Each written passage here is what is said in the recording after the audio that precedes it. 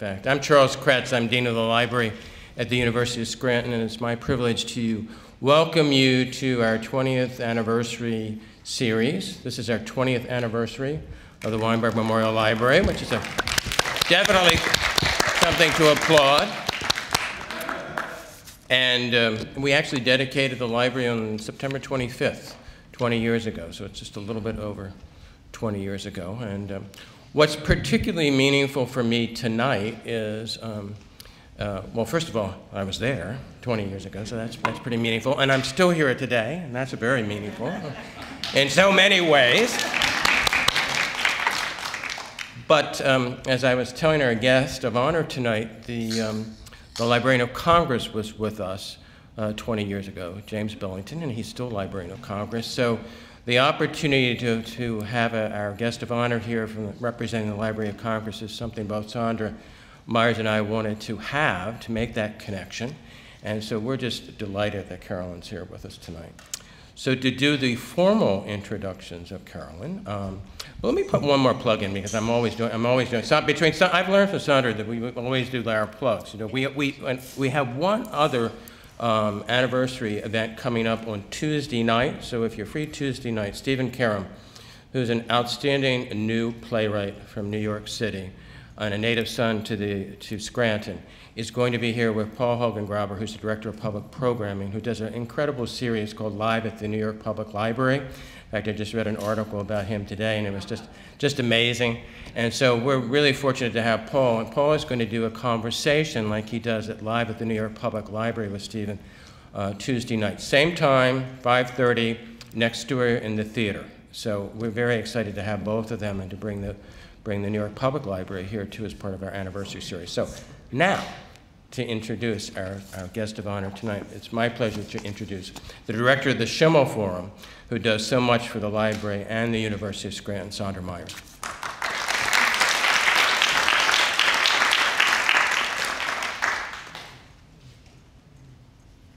I was going to tell you something about those beginnings when Librarian Congress, Jim Billington was here, and I was here too that day, but he was the boss, and it was a very glorious day.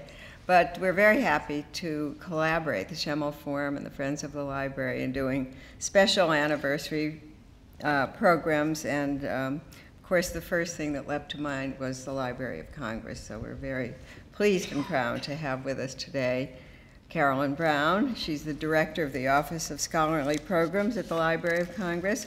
I've known her in several other jobs there, all at a very high level and all done with great skill.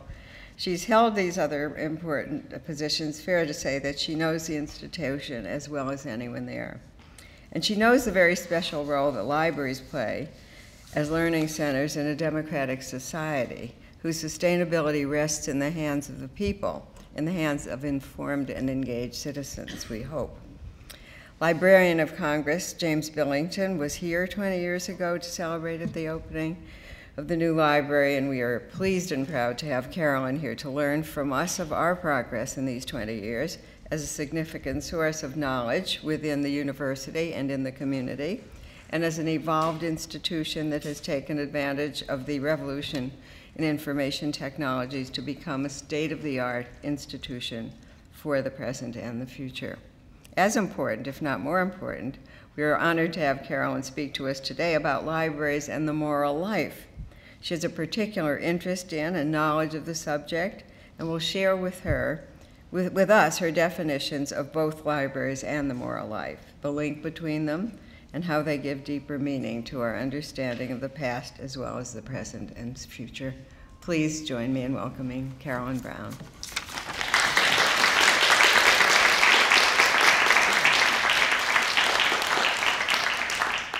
Yeah, well, thank you, Charles and Sandra, and it's been wonderful to reconnect with Sandra after, I don't know, 15 or 20 years. And she sent me an email and said, "Do you remember me?" And of course I remember you.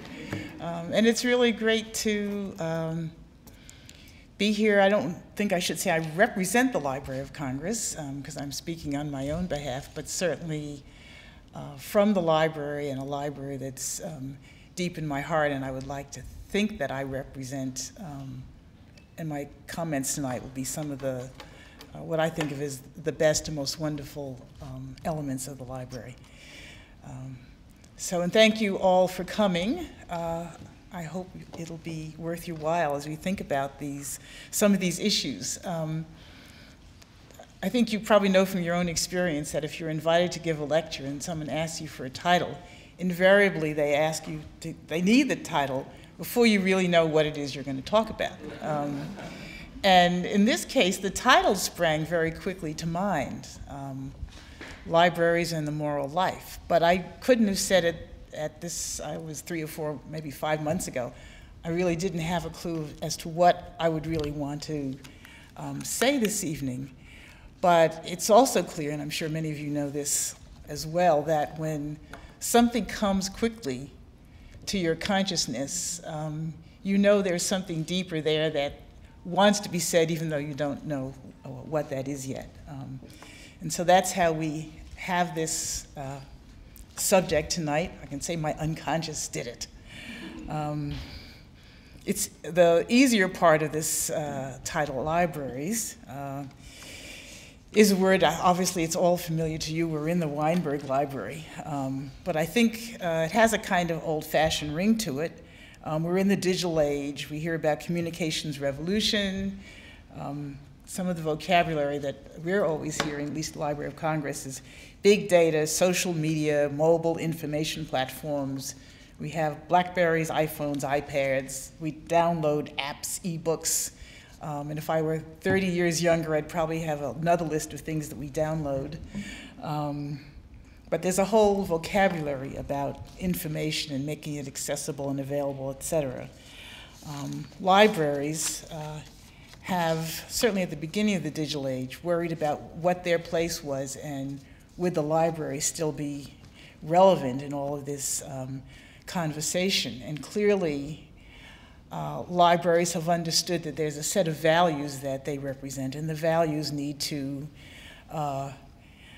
continue. But trying to figure out exactly how and how these missions would be executed has been, I think, a challenge for many libraries. But here we are. It's the 20th anniversary of the convocation of this wonderful library. And the word library is still one that we use quite a bit. And I should just say I really enjoyed this room and some of the quotes around from one of my favorite poets, Gerard Manley Hopkins. Maybe I'll throw that in as I think about this going forward. But the second term of this, moral life, is not something that's in our common vocabulary as much. Certainly it's not something I hear in Washington, D.C. very much. I hear other words, values. I don't hear moral life. And maybe you do in a Jesuit context, but it's not part of our usual vocabulary. It has a really old-fashioned ring to it. It seems to push us back to another time. And as I said, we do hear about values often in the sense of conflicting values. And we know that really everyone lives according to some value system, which may or may not be necessarily good. We could decide, for instance, that it's a dog-eat-dog world and it's me first and those are my values. But when we say moral life, we usually mean, I think, something that has a very different resonance. It implies, certainly for me, a life that's lived according to a standard, which is something that's beyond me and myself, but something that's been there for a while, that's been tested, that has a value for the community. It implies some sort of greater good for the community as well as for the self. Some sort of standard against which we might measure ourselves and our behavior. And the wonderful thing about a moral standard is it does kind of draw us forward in a way that we may not otherwise have experienced if we're just thinking of our own values. So as we talk about moral life this evening, I just want to be clear that I'm really thinking of a standard that invites us to reach for the good, whatever we mean by the good, and that's another tough term that I'm not going to try to define. But when I talk about libraries and the moral life, that's what I'm kind of reaching towards. I did ask myself, why did this spring to mind? And for whatever reason, especially as I've gotten older, it's an issue that I think about moral life a lot. Maybe as your time gets shorter, and you think, what am I doing the right things with the time I have? That concept of a moral standard becomes perhaps more important to us. Certainly my parents embedded in me an expectation that I would be hardworking. They assured that I would be honest, compassionate, loving in some way, that I would do my best in the world, and I would live according to the golden rule. And their values were certainly rooted in a religious background. It wasn't Jesuit, but it was certainly biblically rooted and deeply felt. And I think their experience told them that, in fact, those standards worked pretty well in terms of the life that one would lead. They say the fruit doesn't fall far from the tree, and so here I am, having accepted those values. I won't say too much about how I became conscious. We can have a lot of values that we don't articulate, a lot of assumptions. And probably most of you in this audience, if you've had challenges in your life, you find that those challenges tend to make you more conscious about who you are and what you're about. And I think that was the case for me. So it helped me really be the sort of challenges in life that we all try to, at least maybe you don't, but you try to avoid them. If you can't avoid them, then you take them on and say, all right, what am I going to learn from this? They certainly have helped me examine my own values and my own thinking, to make me grateful for those wonderful little victories when you actually maybe get closer to what you intended for yourself, and always the disappointments and hopefully self-forgiveness when you don't. So there we have the moral life and libraries. I want to say I grew up loving libraries, and some of my most poignant memories were formed around different libraries, and I want to share with you some stories from my 3 very special, I think I can say, favorite libraries, and the experiences there, which serve as a kind of touchstone, I think, to reflect on the nature of the gift that libraries are. We don't usually use the word gift when we think about libraries, unless we're fundraising, but I really do think about libraries as very precious gifts. They certainly have been for me. And even though the digital revolution is wonderful, and we couldn't live without it, libraries will have a special place. Closer? Oh, I should move this way. Libraries have a special place in my heart. There's a debate that goes on among librarians about, will libraries survive and how long will we have books? The answer is always, well, we'll certainly have them for a very long time, but no one wants to quite predict 100 and 200 and 300 years out. My own, obviously, deepest hope is that they will continue, and they will be important, that the great gifts that I've received in the libraries of my life and in the library that I serve will continue for the future. But now my favorite libraries. The first one was the Queensborough Public Library in New York City. I don't know if any of you know New York, but when I was a child, my family, we actually had a room in our house known as a library, and I had my little stash of books in my room. But one of my really greatest adventures as a child was to go on my own, and that was very important, to the Queensborough Public Library, which in those days, it's moved now, but in those days it was a very large, sort of semi-neoclassical building with columns in the front and a large staircase, you know, with a wrought iron railing. Portrait of a famous person at the top of the staircase. I have no idea who that was. I didn't care. I was a kid, right? But the building was very important in this, just the presence of it. One of my great pleasures in the summer was, these were the days when it was safe, because I was about 10 or 11 and I could do this, would be to walk, I lived on a hill, walk down 4 blocks of the hill to this very big street. At least it was big when I was 10. I was too young to cross it, but there was a subway station.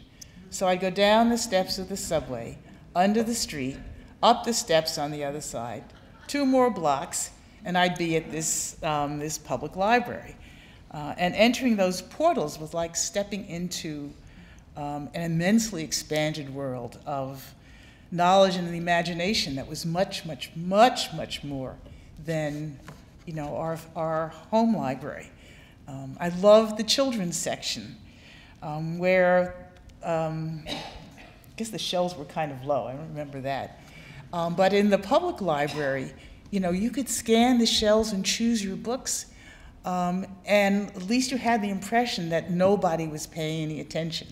In retrospect, probably the librarians were, you know, keeping their eye on me, but they had the good grace not to let me know it and not to interfere with my sense of, you know, adventure and exploration. And I had the sense, therefore, that I had escaped the grown-ups and could follow my own curiosity wherever it led me.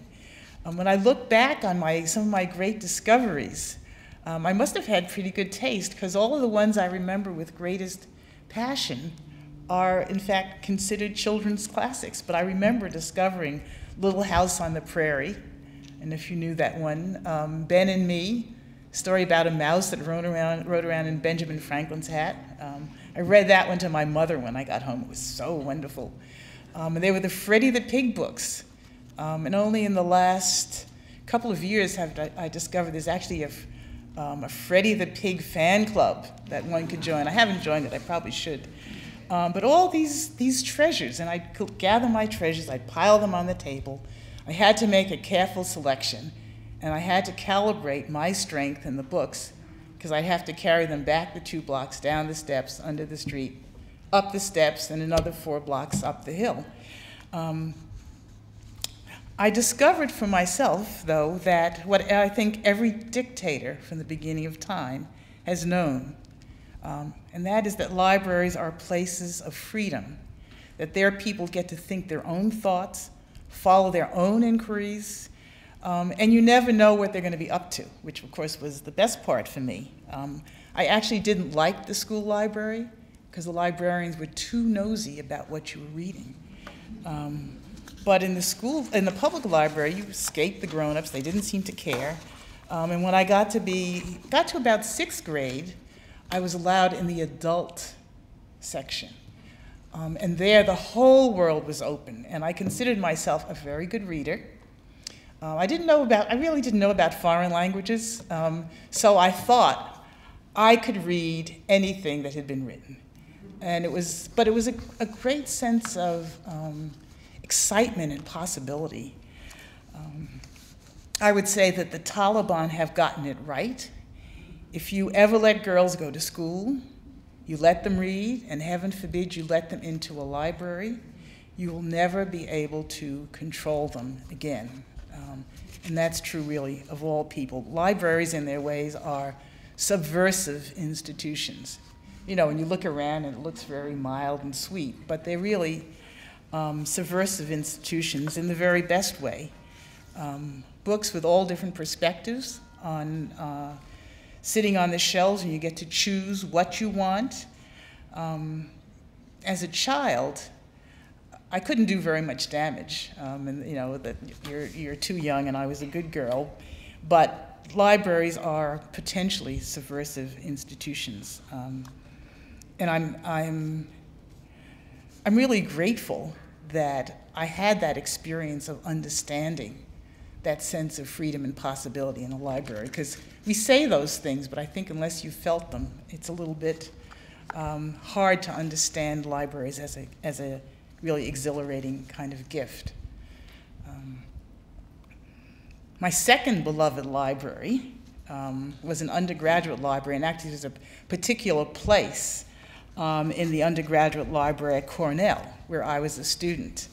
And I have to tell you that my first experience of Scranton and my first several experiences of Scranton were in the Scranton bus station, which was the stop. If you took the late night bus from New York to Ithaca, it stopped at Scranton about 2 or 3 a.m. in the morning. And until this afternoon, my husband and I had a chance to walk around Scranton. That was pretty much Scranton. I hope the bus station looks better than it used to, but even so, it was really a great pleasure this afternoon to see the train station, which is now this wonderful hotel, the City Hall, which has been spruced up, and since I was in Rome, Italy a couple of weeks ago, I'll say the Piazza dell'Arte. I don't know how you say it in Scranton, but that wonderful new area with a quote from Picasso, and then you have a quote from W.S. Merwin, who I had a chance to know. So my view of Scranton is no longer the bus station, I'm happy to say. But back to Cornell. Cornell has many wonderful libraries, but this particular library is an undergraduate library, and it had a very quirky room in it. I hope they haven't modernized it in some way. It had wrought iron shelves in one part of it, and great big huge windows, and about 5 lounge chairs in front of the windows. And if you got there right at 8 o'clock when it opened, you could claim one of those chairs, and as long as you put a sweater or something on it, it would be yours for the day. And then when you sat there and looked out, you were looking at, I don't know whether this is the official name of it or just what we called it, but West Hill. And about 3/4 of the way up West Hill was a white barn with 2 silos, 2 white silos and a silvery top. And it was a spot that I used when I needed to read intensely, think deeply, and call upon my greatest powers, usually to write some sort of paper. If I was just doing regular college assignments, I went to other parts, other places. But this particular site in front of the window was very important when I was needed to think deeply and feel deeply. There was something about the beauty of it, and I don't know if you know Ithaca, but there are actually beautiful places in this whole part of Pennsylvania and New York where you see the hills, and if you're at the top of the hill, which is where Cornell is, and you're looking out, and there was a long line, the West Hill had a very even top. So you had the sense of this beautiful horizontal line, this lovely valley with Ithaca on your left and Lake Cayuga on the right. There was something, we think of libraries often as functional spaces, and the budget kind of makes that happen. But they're also places where the human spirit can come forward. We are not just intellects, we're spirits and we're bodies. And there's a kind of knowledge that's aesthetic knowledge. And for some reason, which I couldn't really articulate, for me as a student, integrating that intellectual part and the aesthetics of that view kind of loosened my creativity. The other part of that experience that I think was particularly powerful for me was knowing that landscape enough that you kind of, you only see one hill. Well, you can see it here. You see one hill, but you know there are other hills beyond, and there are other hills beyond, there are other hills beyond.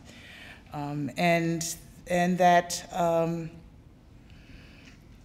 that sense of the beyond and something greater and stronger than you, hills that have been there before you got there, hills that'll be there long after you leave, it kind of changes, in a way, who you are in that moment and what you can think.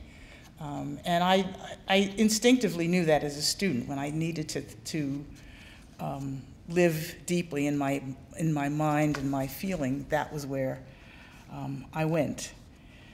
So I think our instrumental habits of thought sometimes assume that where we work, where we're sitting doesn't matter. That if you're working on a computer, it could be any place. And I think our 20th century minds too easily just dismiss that fuller context. But in fact, any of us, I think, who've thought deeply and felt deeply, know that where you are really affects who you are in that moment, and what, therefore, if you're writing something, it affects what you're able to write.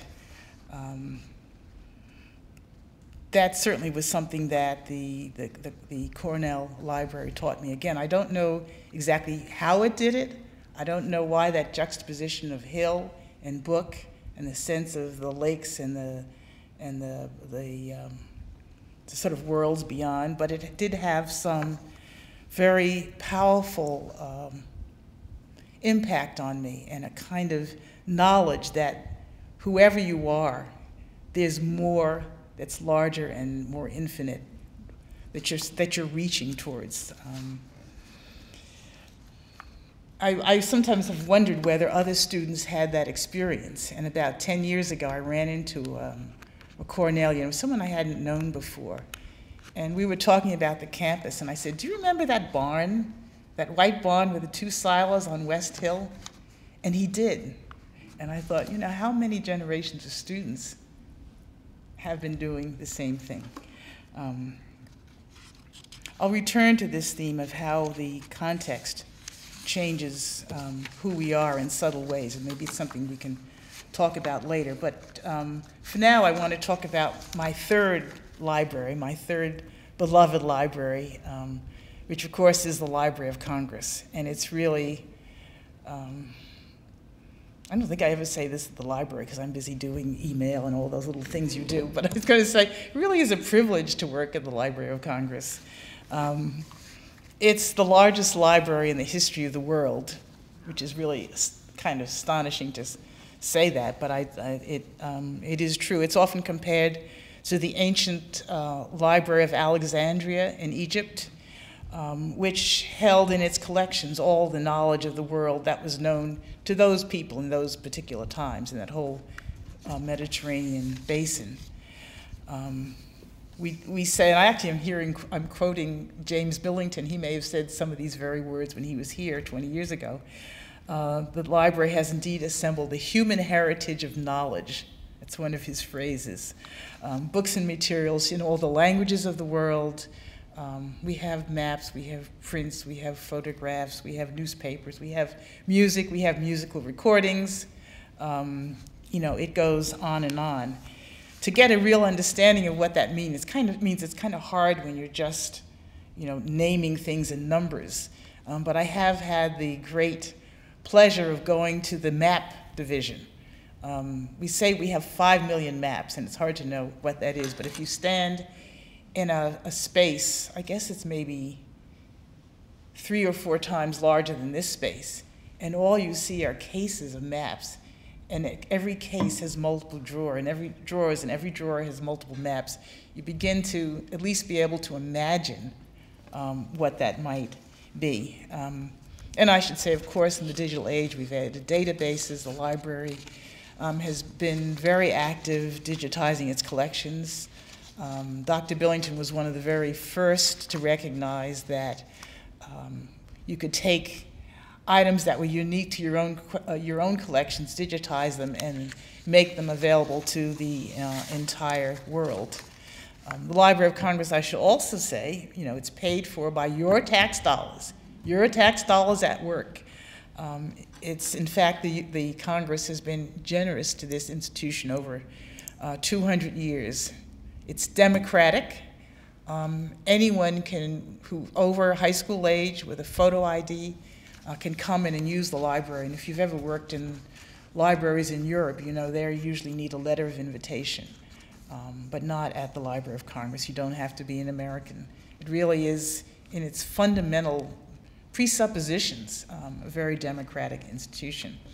Sandra noted that I work in the Office of Scholarly Programs, and one of the things that we do is we bring some of the world's most promising rising junior scholars and most accomplished senior scholars to the library to conduct research.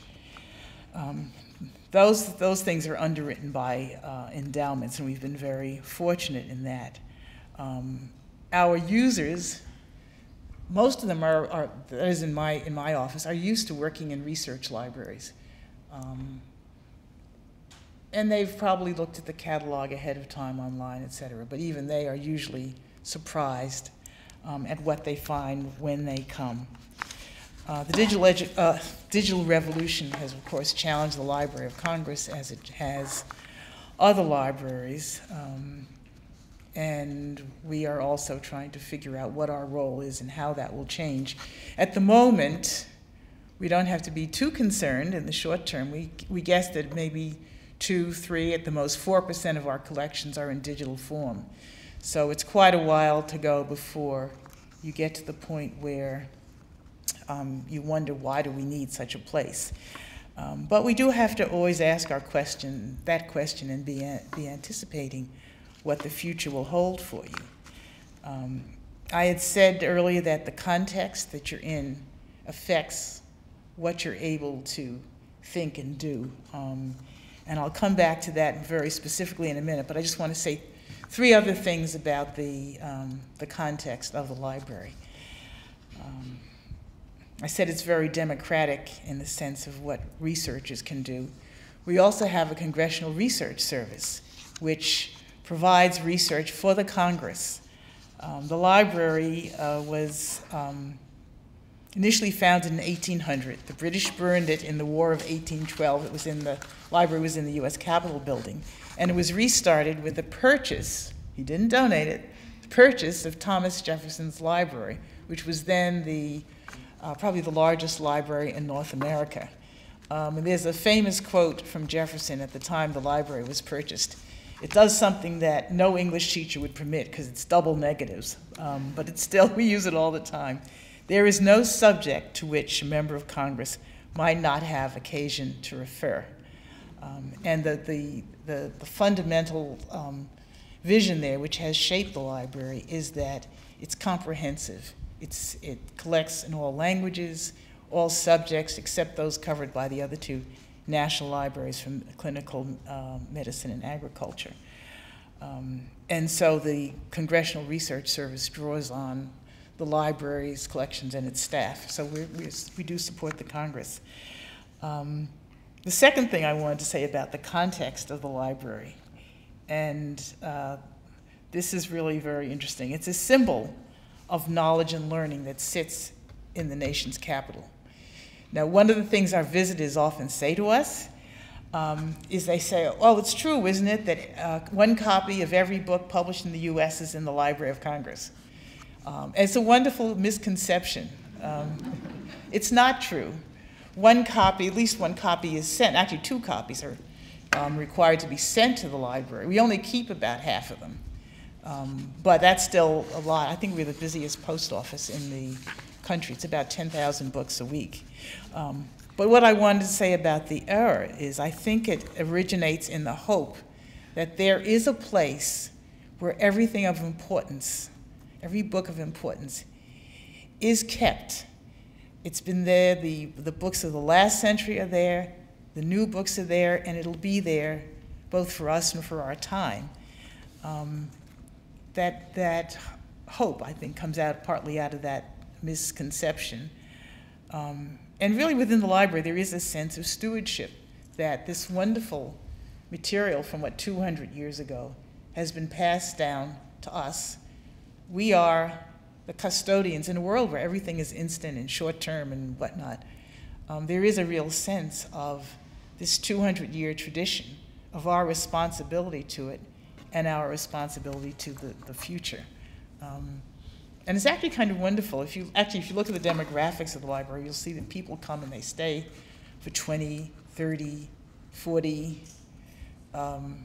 even some 50 years. And I think a lot of it is that sense of stewardship.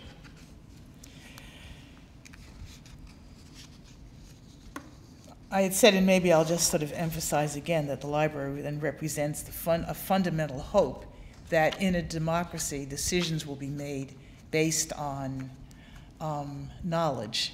And here I want to get back to the issue of values, actually, because it's not just knowledge and information, but there are values that are important in human life.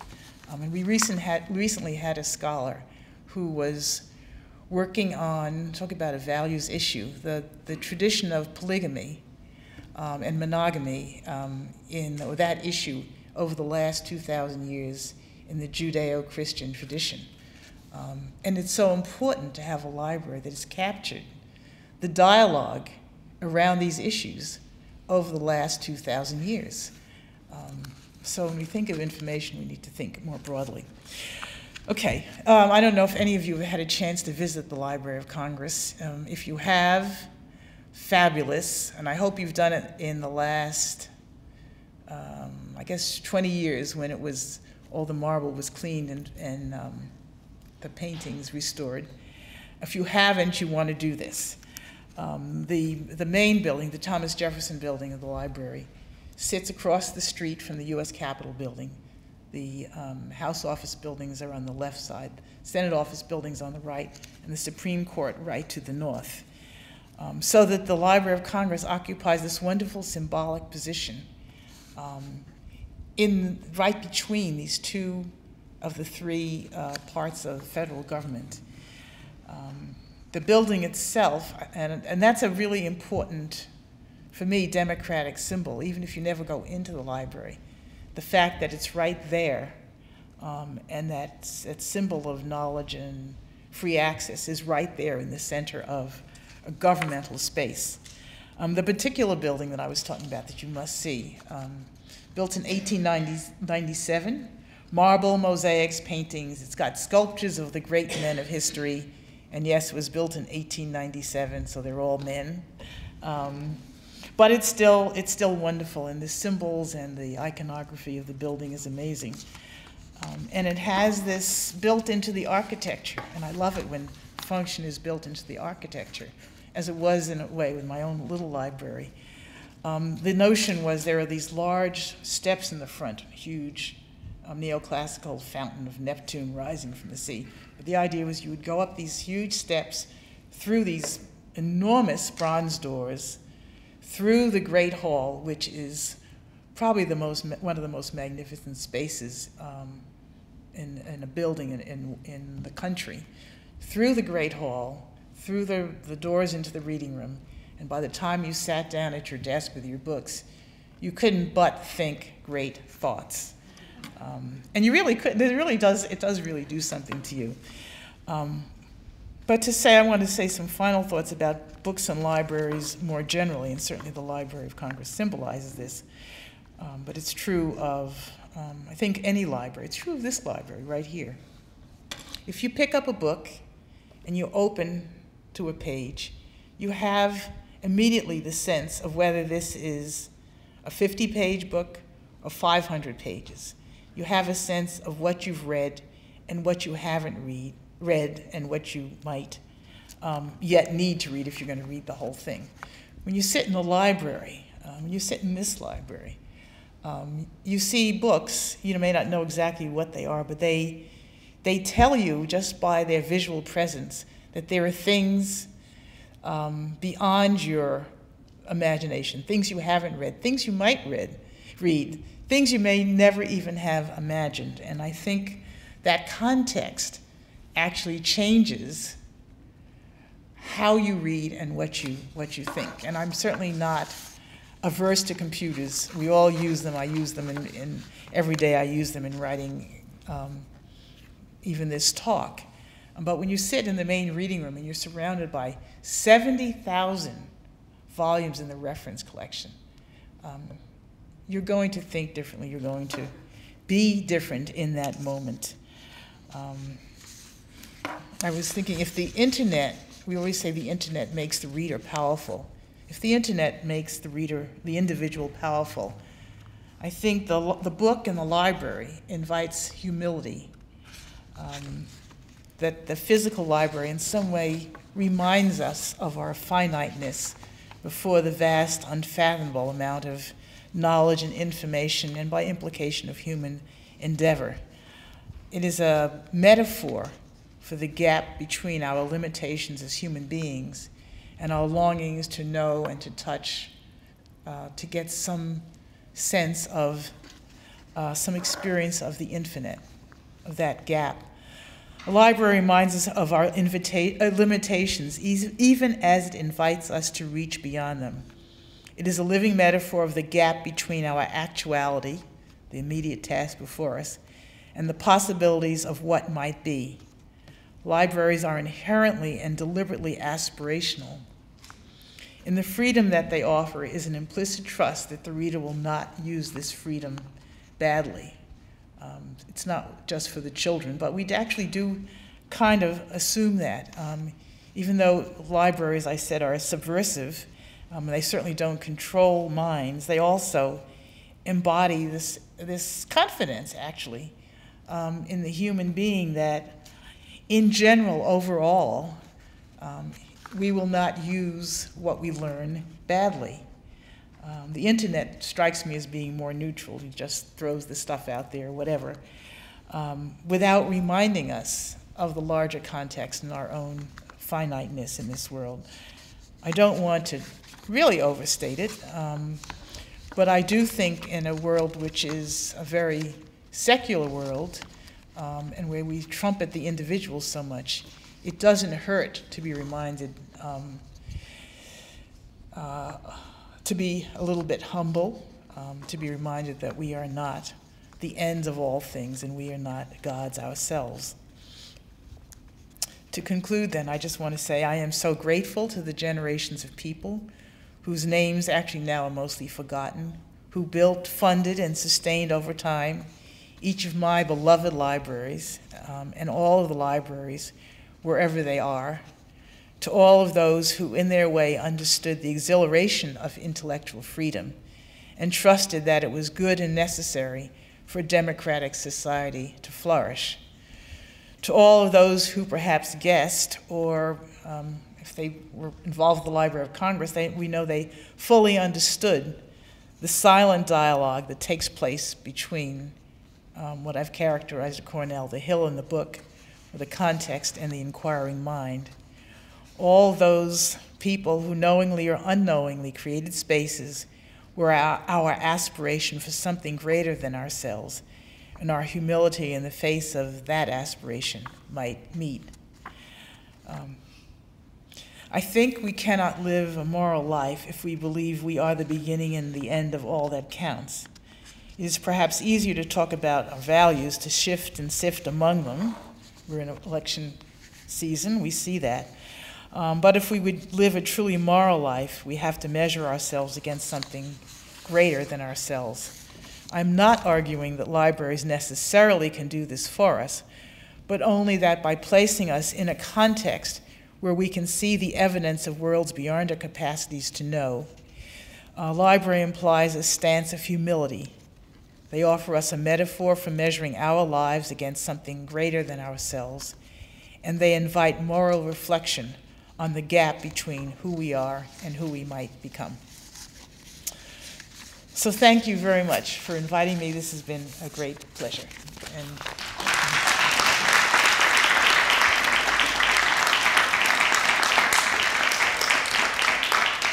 Yeah, if there's some questions or comments, I'd love having a conversation. I was really interested in your explanation of seeing lots of books giving us that understanding that we have so much more to read. Do you have thoughts on how libraries can continue to provide that context even as we move away from physical formats? Is that a place where art might come into play? Art. Well, first of all, I mean, my hope would be that libraries will always have books around. And I think and I'm not an expert on this, but I think the emerging evidence is that books aren't going away. People read them. There was just, I think, a Pew study that came out in the last couple of days, and it talked about how people use books differently from the way that they even use the Kindle, from the way they use computers. So one of the librarian's phrases, adding without subtracting. It may be, in fact, that is what's happening. But I also do do think that art has a very important role to play, and it's not an issue that I necessarily, I don't have a lot of experience in this other than my own experience, but that beauty changes us. I mean, it was wonderful. You walk into this room, maybe if it had been a sunny day, you would have looked out the window first. But then you look up, okay, and you see these wonderful quotes from at least some, I don't know if they're all from Hopkins, I recognize many of them from Hopkins. You see these wonderful images, and you see the way they're grouped and what they suggest to you. And the room would be a different room, and you would be somewhat different without that. So, yes, I think art, well, here I'll show my prejudice, because I don't like all art. And I'm not sure all art comes from a deep human place. Sometimes it seems like it's just very intellectual and people just, and that doesn't move me. But art that moves us certainly can play that kind of role, yeah. Yeah. Might you care to offer any comments from the moral perspective concerning the work of the United States Information Agency around the world and how that is or is not supported by the Library of Congress as programs in operation? I don't know enough about the U.S. Information Agency to really answer the moral dimension of that question. I will say that the Library of Congress collects information from all parts of the world. I think it's extremely important that you get material in the language, in the very language and the words of the people who you're trying to understand. Translation is great, and we couldn't live without it. But it's very important that at the Library of Congress, and I'm sure many university libraries, if they can afford it, are allowing people to speak in their own idiom, in their own way, in their own context. So that's the first thing. How information is used is not something that libraries try to control. As a matter of fact, trying to get a librarian to make a judgment about something when they're on their professional time can be very, very difficult. They'll provide sources and whatnot. They're not going to make judgments for you. I would hope that the USIA and other government institutions, and especially those charged with, whatever subject. My background is Chinese studies, so I care a lot about foreign language issues and international culture. I would hope that the US government would get the very best knowledge and understanding it could get as the basis for whatever decisions it made. It certainly doesn't appear that that always happens, but that is, that is the aspiration. We have a unit called the Federal Research Unit, Federal Research FRD Division, whose job it is to do research for federal agencies that those agencies pay for. They do research in open source materials. They do not do closed, high security research at the library. I think that's a good thing. Now, how they use it and what happens is something else, but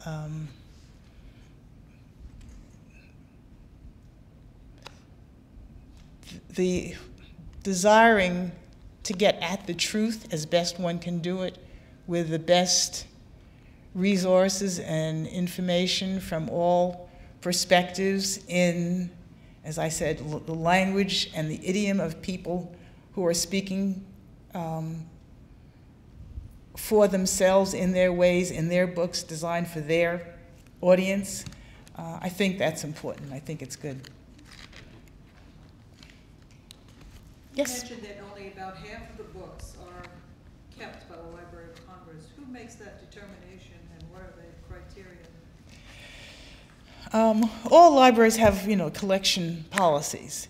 And our attempt is we want to be a research library. And there are, I don't know if we still use this, a 5-part standard of levels at which you collect. But I can say there are things like, let's say textbooks. The Library of Congress does not want to keep every textbook published in the US, but it's important to keep a representative sample because research is wanting to understand how, say, how Vietnam was understood in the 1960s. Or, well, I guess it wouldn't have been presented in a textbook then, but say textbooks of the 70s versus textbooks in 2012. You'd want those textbooks to do research. Another area where you get a lot of materials but you don't want to keep it all are in various kinds of religious tracts. If you think of all the pamphlets and religious production that comes out, you don't want to keep all of that, but you want a good sample so that someone doing research can go back and get those things. It used to be that we didn't keep self-published fiction, for instance. That's one of the things that's probably going to have to come into question because now with Amazon developing publishing and whatnot, the notion of self-published is beginning to change, so the criteria will have to change. We have a set of library employees whose job it is to make those decisions. There are certain kinds of things you automatically keep.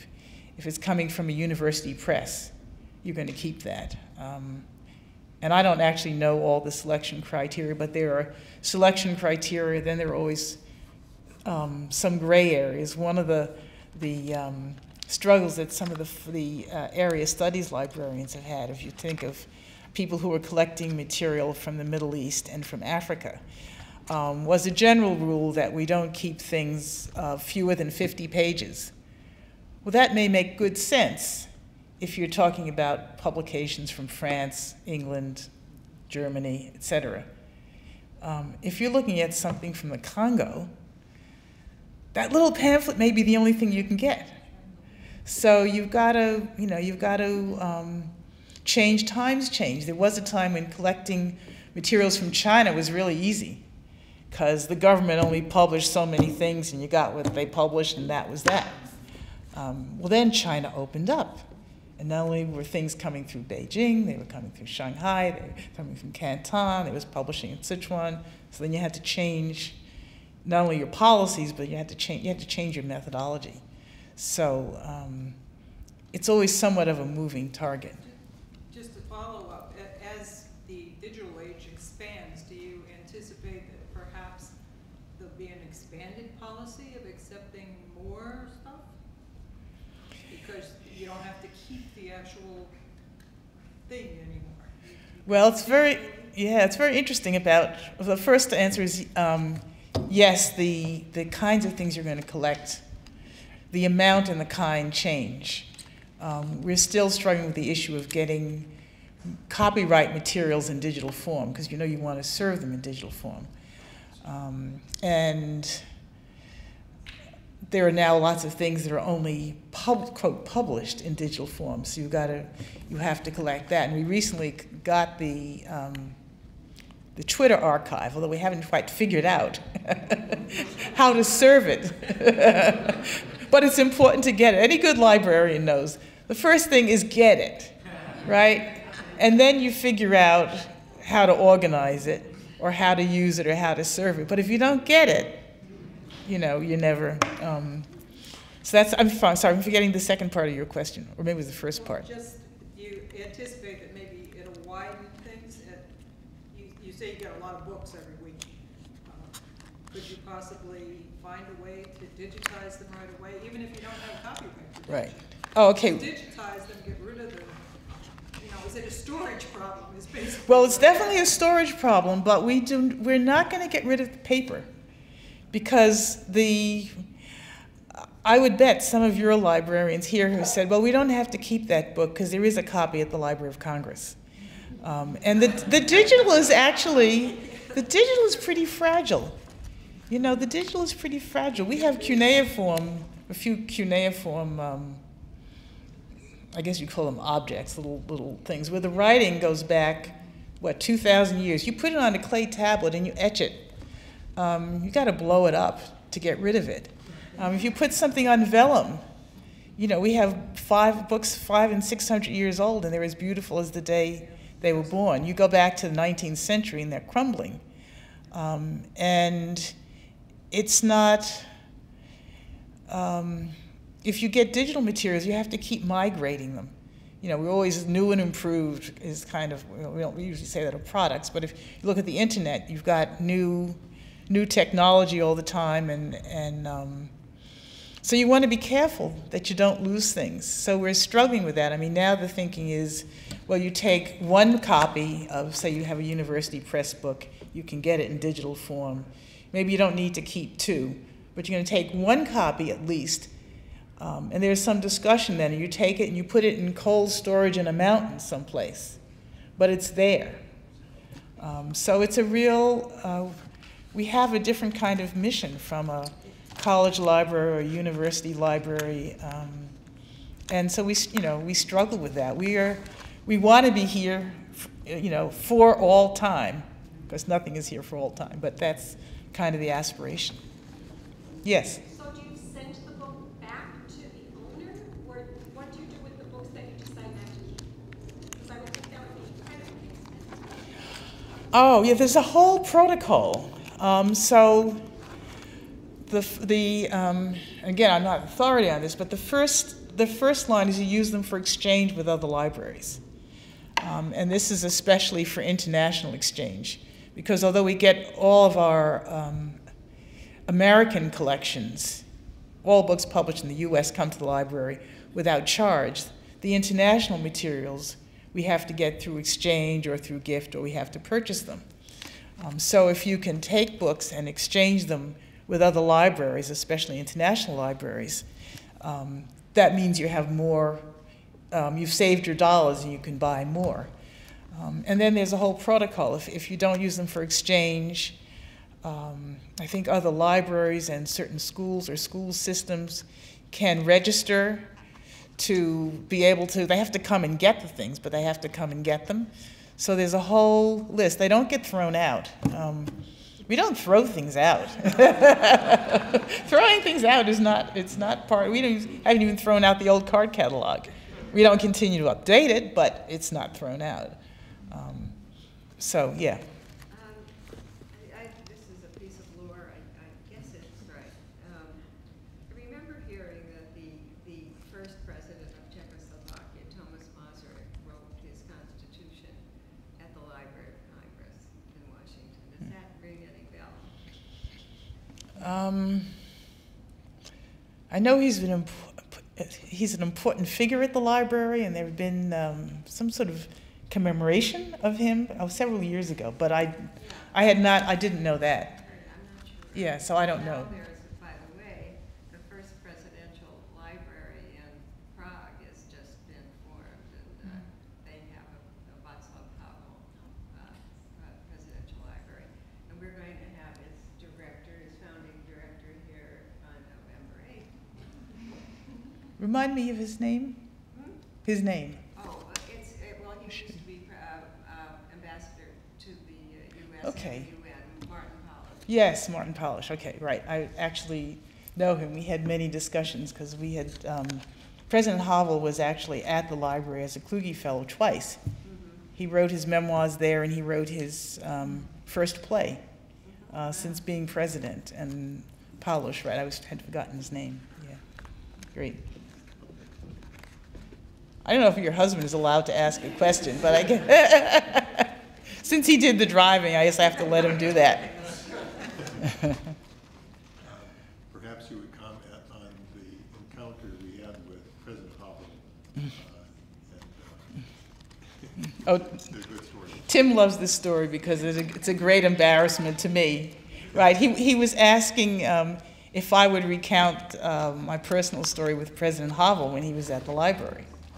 She has a protocol for how to invite people that are senior scholars to the library, and she was about to violate her own protocol. So I to explain why. He loves this one. Okay. So at the Kluge Center, whenever we have a new senior scholar arrive as part of my, I can't do this with the juniors because there were too many of them. They were like, we have like 100, altogether 100 people a year, but senior scholars come in reasonable numbers. So whenever they come, I usually, within the first few weeks, I will invite that scholar to dinner. And it's really nice. You get to know people. You get to know their wives or their husbands, and it's a way of being personally welcome. So when President Havel arrived, I had a great problem on my hands because I didn't want to not invite him just because he was this really great national hero and the president of a former president of a republic at a critical point in its history. Didn't want to hold it against him, but I thought, how am I going to go about inviting a president? So Tim kept insisting that I really must do this. So finally, I wrote a little note. Dear President Havel, and I explained that I usually invited people to dinner, but I wasn't accustomed to inviting presidents, former presidents of republics, but would he care to come to dinner? And much to my shock, he came round to my office that absolutely he and his wife would be pleased to join us. So we belonged to a club that I use primarily for entertaining scholars like this. Got there early. I was a wreck, of course. And I had asked them for, a special table that I had described as being sort of in the corner. I had a special guest. Glad I got there early. They'd taken this table right in the middle of the dining room. All they heard was special table. No, you don't finish. So they did. They moved us to the back, and in due course, he and his wife arrived, and it was. I think those of you who have an opportunity to meet really great people usually find that they're extremely gracious, generous, often some of the most, I don't quite want to say humble, but they're not, they don't have big egos, that they're about something greater than themselves. And so anyway, he came. It was a great pleasure. I wish I had made detailed notes of everything he said, but I didn't do that. So I think that there we are. Thank you so much.